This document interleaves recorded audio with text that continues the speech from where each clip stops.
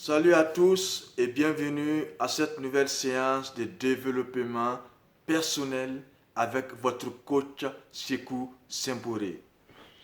Le thème de ce jour, comment ne plus être victime des émotions négatives ou désagréables de soi et surtout celles des autres. Car nous n'avions jamais un regard neutre sur les choses. Nous sommes toujours manipulés par nos émotions et aussi celles des autres. Par ces sentiments qui nous attirent et qui nous dirigent les uns vers les autres, ceux-ci influent nos décisions et génèrent des conflits. Tel le sentiment de rivalité, de jalousie, d'ego.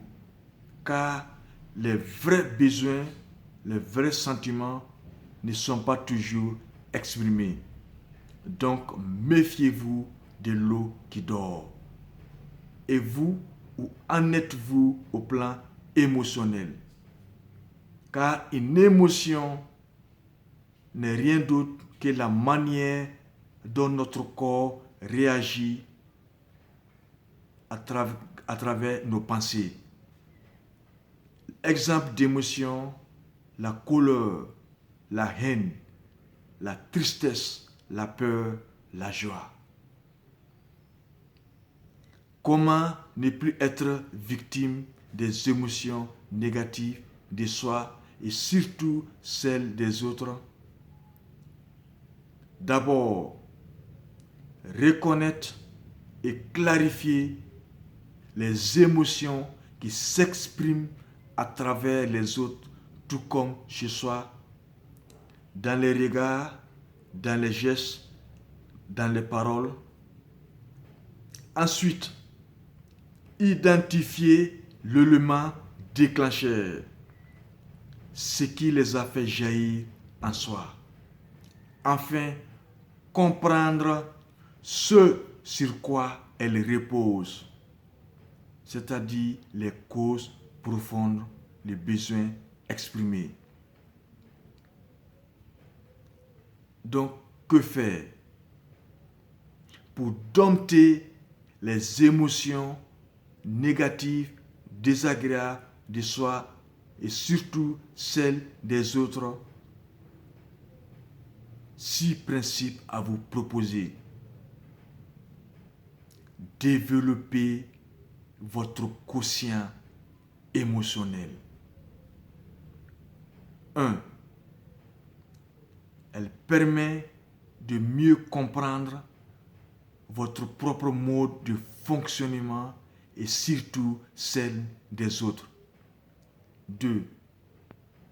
De mieux vivre les changements des circonstances, de s'accepter, de s'adapter à son environnement conjugal, social, culturel et aussi professionnel.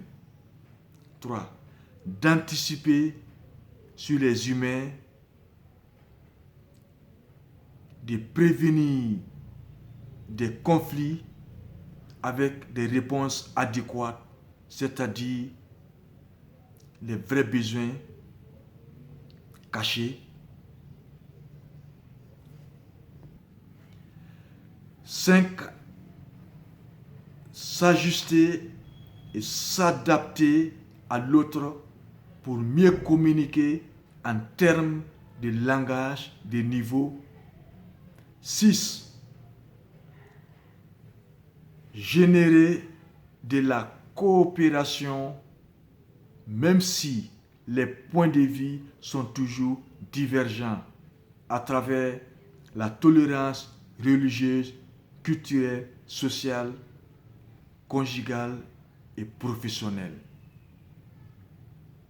À noter que refuser d'exprimer une émotion telle que la colère ou l'amour, celle-ci fera son chemin à travers votre corps provoquera une tension, fera de vous une victime.